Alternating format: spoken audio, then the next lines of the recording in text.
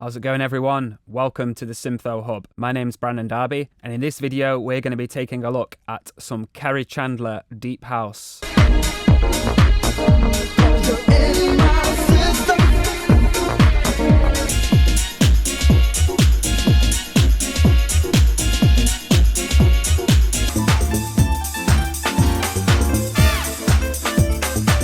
So I'm going to show you a few different elements, sound design and production techniques to get you well on your way to injecting some of that soulful deep house sound into your music. There's also going to be a lot of nice samples and assets attached to this video, so you've got a good starting point using the techniques that I'll show you in this video. So no matter what level you're at in your music production journey, this video is going to be for everyone. And I'm also going to give you the complete project file so that you can take a look in your own time. I had mega fun making this video, so I hope you guys enjoy it. So as always, let's take a listen to what I've created to show you this style.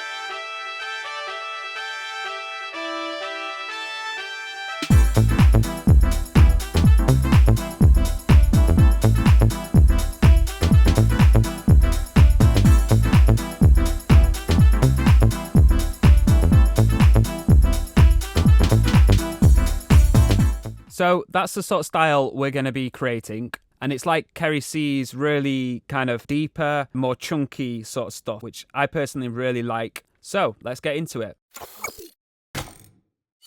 So first things first, what we need is a really chunky kick drum. I'm going to show you how to take a kick like this and turn it into something like this. Just using Ableton samples and effect. So what you want to do to start with is go to the samples category here, type in 909 kick, and you'll see there's one here called kick 909.2.wav. Now this is a core library Ableton sample, so everyone should have it. You need to then drag that into a simpler or sampler, and then you need to start by shaping the envelope. So as you'll see in this video with a lot of Kerri Chandler drums and sort of deep house style drums, got a really nice chunky weight to them. They're very warm, but at the same time, they're almost like gentle and soft. So what you want to do is you want to soften the attack slightly. So I've taken it from 0 milliseconds just to 1 millisecond, just ever so slightly softening the attack. That's just going to help it feel a little bit gentler, but it's not going to get rid of any of the punch. Then you want to shape the decay, sustain, and release. You can keep the release at 50. You can have quite a low sustain, and then the decay, you just want to change to taste. So obviously, if we have a shorter decay, kicks a little bit thinner and smaller, too long,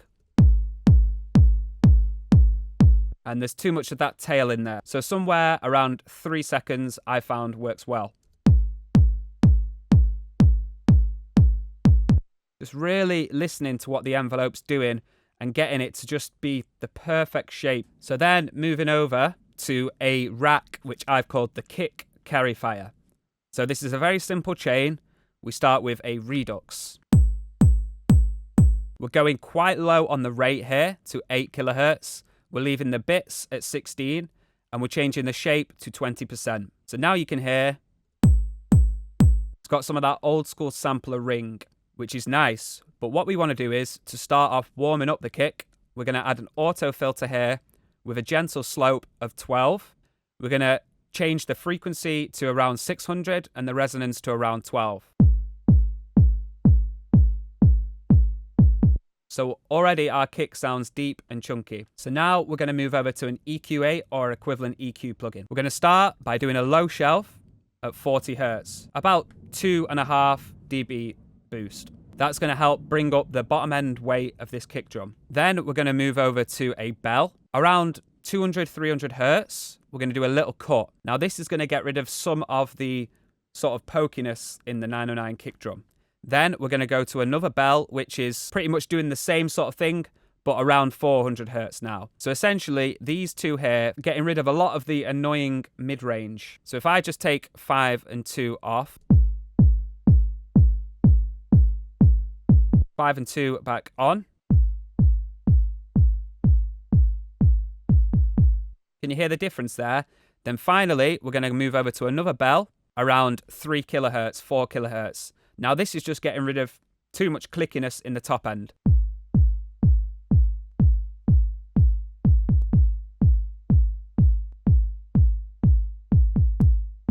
So let's A and B this whole EQ.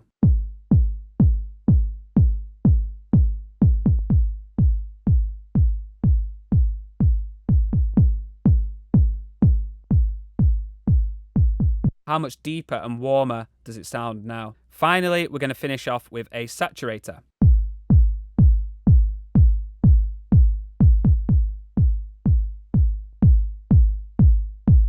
So you want to push this saturator using this drive knob to just start to get a little tiny bit of distortion and then back off.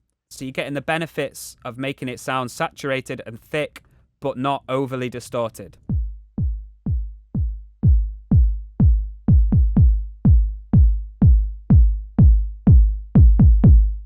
You can hear when I'm pushing it too hard, it's just getting too chunky and too heavy. We want to back it off a little bit and get something a little bit more gentle. So using that simple 4-step chain, you can take a kick drum, which sounds very basic and dry, and make it into a deep, fat, deep house kick. Then of course, to finish off, when we program our kicks in, I'd recommend adding a groove template to the kick drum so the foundational beat of the track is really groovy. For the rest of your drums, you really want to keep it quite simple. So we've only got a clap, tambourine, open hi-hat, ride, snare, and a crash. No loops, just one-shot samples, but they've been really nicely treated, which I'm going to show you how to do. And also, each one of these one-shots is going to be included with the sample pack. So let's take a look at how to create a really nice clap. So Kerri Chandler has got a very distinctive clap sound, and I'd describe it as a combination of 2 different sounds. So we've got one, which is kind of a warmish clap. Really soft, nice, and natural. Then he tends to use these old school drum machine snap sounds like this. Sometimes the snap is on its own, but a lot of the times it's combined with the clap. Something like this. And then I've just processed them in a really nice way. So if we take off these effects here, we want to start by warming up the sound by using an auto filter. So we can take it from this to this. Again, I'm being really natural and gentle by using a 12 dB slope here. Then you want to add a redux.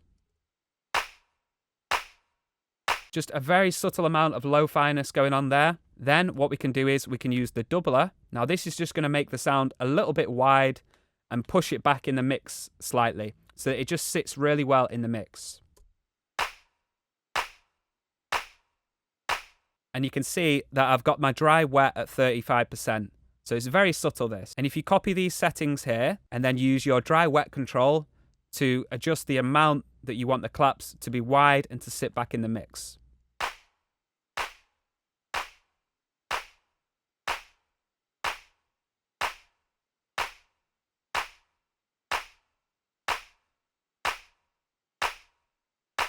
Now, for the final tone shaping, we're going to use an EQ8. What I'm going to do is, I'm going to use a bit of a high shelf to try and bring out some of the top end of this power snap here. Then I'm going to use a bell to boost around 3K. Now, this is a very delicate frequency, 3K, because too much of it can sound harsh. But if you just do it in little amounts, it's going to add a really nice presence to the sound. So it's still lo-fi, but it's going to give it a little bit of presence. Sounds nice, right? So let's just, again, A-B without any of the effects on.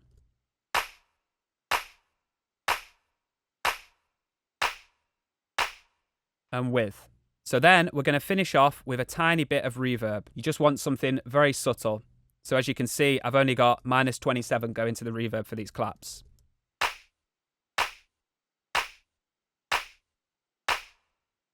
We're just bringing them to life and giving them a bit of soul. Then, when you put in your claps here, you again want to use a groove template. So up to now, we've got the kick and claps. The sound selection is important, but as I say, you're going to have these samples, so you don't need to have the original samples that I've got. Now, let's take a listen to this tambourine.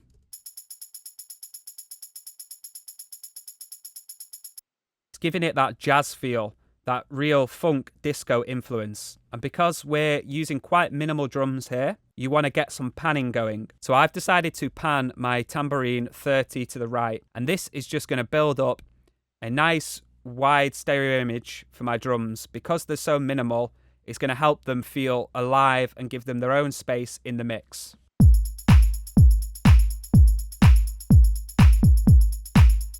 For these, I'm doing a 16th groove, and again, I'm using the groove template here. Next up, we got an open hi-hat. Now, this was a bit of a tricky one to get right, but with a little bit of processing and a little bit of trial and error, I got it there in the end. Yes, it's just a 909 hi-hat, but the way I've treated it is to make it sound the best it can possibly be. Really soft, but warm and punchy at the same time. So starting off with an open 909 hi-hat, I've again softened the attack, like I did with the kick drum, to take away any harshness and make it feel round and warm. Then I've just very finely tuned the envelopes here, and again you can copy these settings if you want, to just get it to sit perfectly in the mix. So not long like this, just perfect. Okay, then we're going to use an auto filter here to take out some of the low end. This can also be done with an EQ, and this is just to get rid of any mud which is present in the signal. Then we're going to move over to an EQ8. So the method behind this is we're going to use a high shelf here, set to around 6 or 7K. We're going to start by using a high shelf to take away any of the super high end, make it sound a little bit warmer and more lo-fi. Because Kerri Chandler's drums are so hard hitting, but at the same time so soft. So one way of achieving that is taking away some high end, but not too much that it sounds too dark and you can't hear it in the mix. So it's a delicate, fine balancing act. Then we can use a bell shape here, set to around the same cutoff frequency as the high shelf. As you can see here, they're both around 6 kilohertz, 6.5 kilohertz. But we're going to bring in some of that, I like to call it like a warm presence, again at 6 kilohertz, so not too high-endy, but it's just going to give the hi-hat some of that warm, lo-fi presence.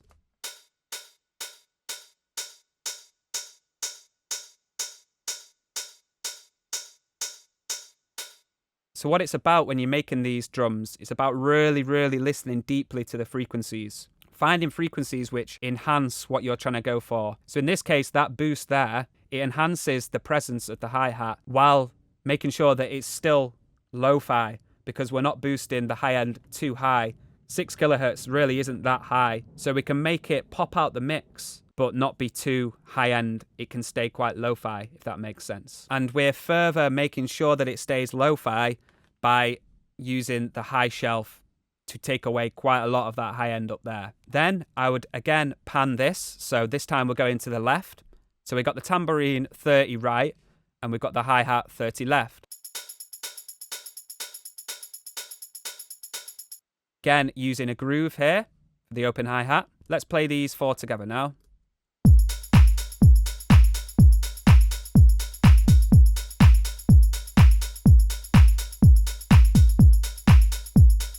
So spend some time getting these drums right because there's not a lot of them. You need them to sound really good. Then if you want, again, to bring the drums to life a little bit, I've used some reverb on the open hi-hat. Now we're going to move on to a really, really cool, essential Kerri Chandler sound, and that is these offbeat snares he has. Really groovy. So let's listen to these with the rest of the drums.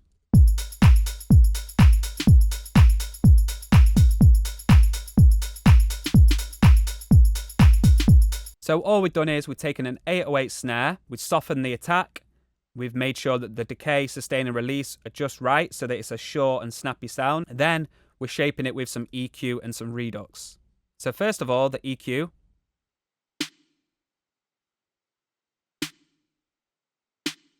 Again, it's giving it a low fineness, but still present. So we're softening the high end here. We're boosting a little bit of that presence. And then we're making sure that it's not got too much low end in it. And those few things there really make a key difference to the sound. Then we're using some redux, just to give it that final lo-fi polish. So as you can see, very simple methods here, and a lot of it is down to the EQing. So this is a good chance to practice getting your EQing right, really using the EQ to shape the tone of the sound in exactly the way that you want it. To finish off, we're using some reverb, and again, we're doing some panning on this snare. And what I've chosen to do with this is, I've chosen to not have a groove template on, and to just draw these notes in without the grid on. Then we've got a crash cymbal. Very simple this. I've chosen a 9/9 crash. Again, I've softened the attack. And what I've done is I've also pitched it up a little bit. Again, I'm using the similar sort of philosophy on the EQ, and then I'm finishing off with a redux. So the crash sounds like this. Then we've got a ride sound that sounds like this. 909 ride that has been pitched up here. The attack has been softened again so that it doesn't get in the way of the kick drum or of the other hi-hats. Same sort of philosophy on the EQ. Then what I like to do is sidechain it to my kick so that we have a little bit of a pump with the ride. And then I'm also sending it to my reverb and I'm panning it here. So if you group all of your drums together now, then you can process them as a whole. So what I've done is I've added some tape saturation, but if you don't have this tape saturator or any other tape saturator, then you can just use Ableton Saturator. And now this is going to glue all of the drums together and just make them sound a little bit more punchy.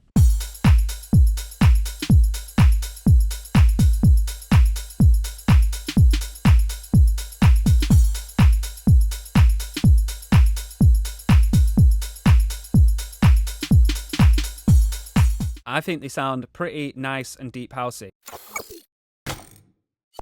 Right guys, so now let's take a look at some essential Kerri Chandler bass sound. So first up is obviously going to be the lately bass / solid bass sound. So there's a couple of different ways that you can get this sound. Probably the easiest way is if you just use the sample that I'm going to give you and then just tune it. Then that gives you the ability to really shape the sound dead easily. You can use the envelope shaper down here, and then you can add whatever effects you want after. Number two, there's also a really good Ableton preset that I'm also going to give you, which is called the Ultra Lately Bass. This just sounds pretty much the same, but it's just another way of doing it, and you can change the preset parameters here. So let's first take a look at the sample that I've got.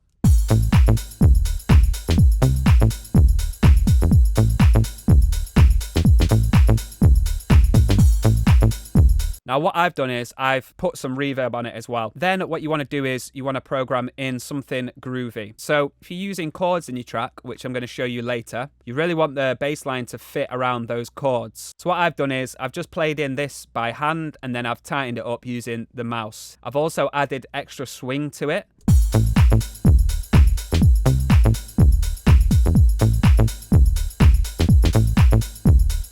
Then if we listen to this Ultra Lately preset here,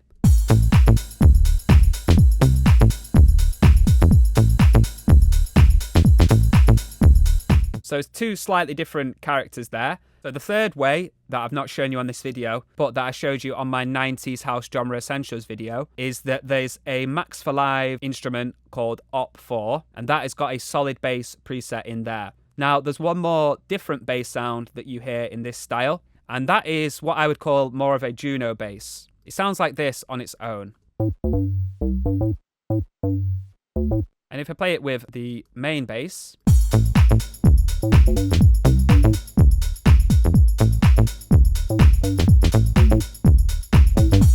and it's simply done using a square wave on something like the PG8X. And you can also use, if you don't have this, you can use Tal Uno. But essentially it's made up of one oscillator, which is a square wave. Then you want quite a low filter cutoff with a bit of resonance. Then you want to change the filter envelope to give it some punch.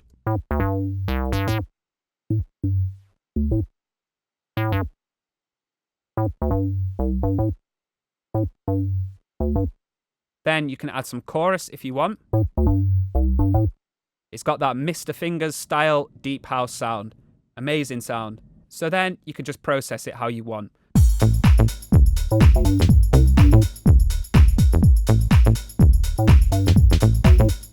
Super, super juicy. So those few different bass sounds there are really going to get you on your way to sounding like Kerri Chandler and getting some of that deep house vibe in your music.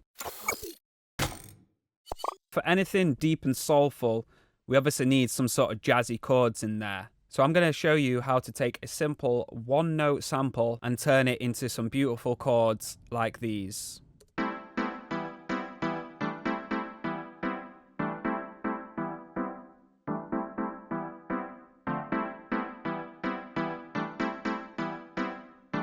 So first up, you need your sample. Obviously, if you know me in my videos, you'll know that I use the Chord M1 a lot. But all you need really is an electric piano sound. I found an electric piano sample in here called E Piano 1. So then you just want to program in a C note like this, nice and long.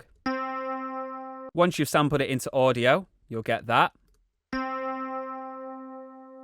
So one note and it's a C note. Then you can drag that one note into a sampler here, and then you've got the note. So then now you can play chords and create a progression. So this is the progression I've came up with here, and it looks pretty complicated, and it kind of is, but you don't really need to know how to play or anything about music theory. So what you want to do is you just want to start with one simple chord. So if we disable all of these, let's take a look at this first chord here. A, C, and E. Sounds like that, right?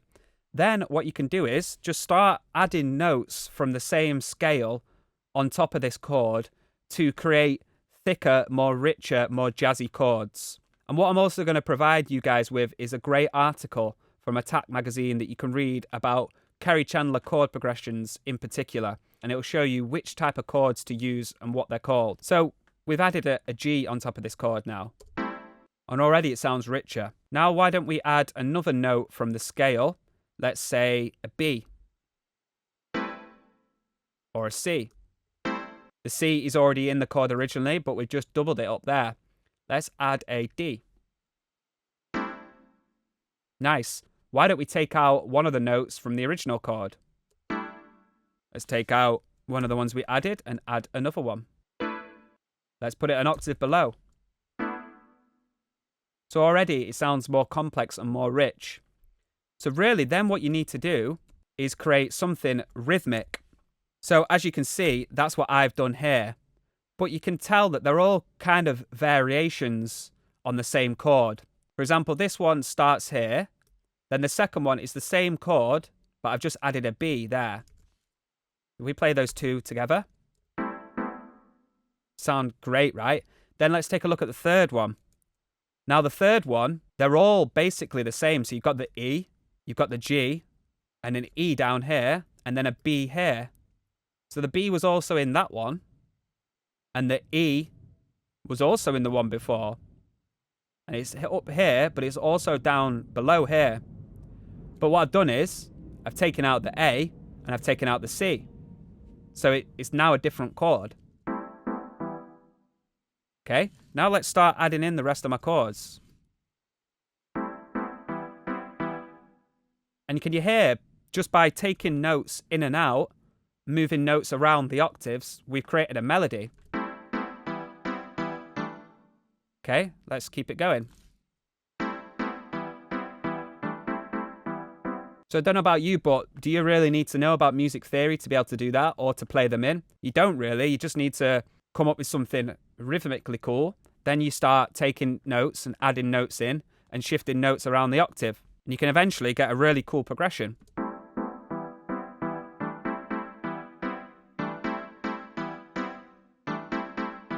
That sounds a lot better than just a 3-note chord. So that is how you create something melodic and something catchy. And if we play that with my bass line and drums,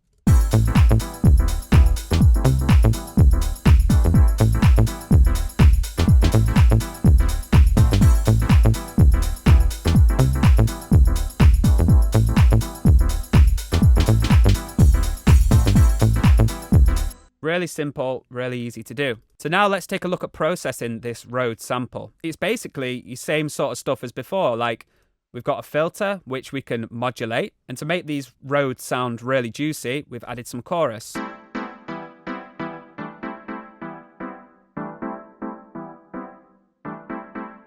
That you can exaggerate even more if you want.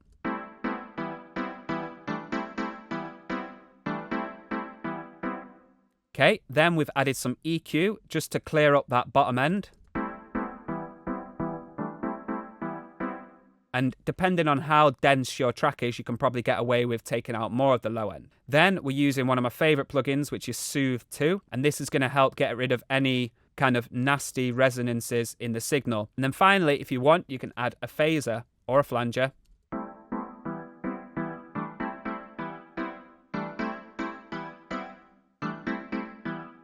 And obviously some reverb to bring it to life. So all of these things are showing you now. You can also apply to if you want to make your stabs from a synth or from anything. Creating those chords like that, just by layering the notes on top of each other from the same scale, is just a really easy way to get some nice melodic chords. So if you want an alternative way of getting these sort of sounds, then you can use the Ableton electric piano. So if we go to instruments, we find the electric instrument. We then go to the presets and we find one called Whirly Classic Piano. We then turn down the tone slightly. And using the same progression as before, we get something that sounds really good as well. Also, what you can do with this is you can create some longer chords like this in my intro.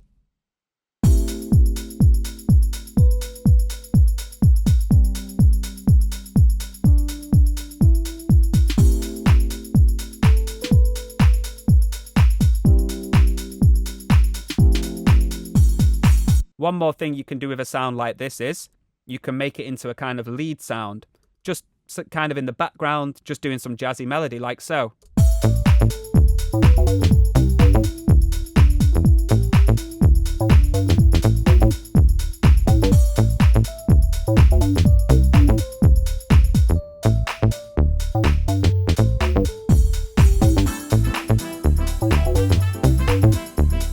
And there we have it. That's how to create some really jazzy deep house chords.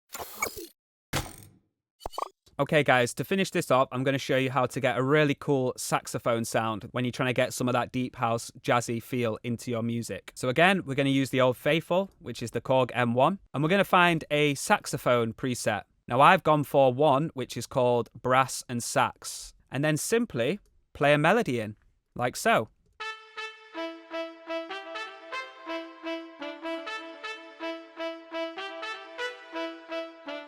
And you are not just limited to saxophone samples. What's great about the M1 is they've got so many different types of instruments in there. So let's take a look at this melody here. Just something I came up with using the notes of the scale. And then I created another one here, which has got two melodies kind of working together. We play that with the rest of my track.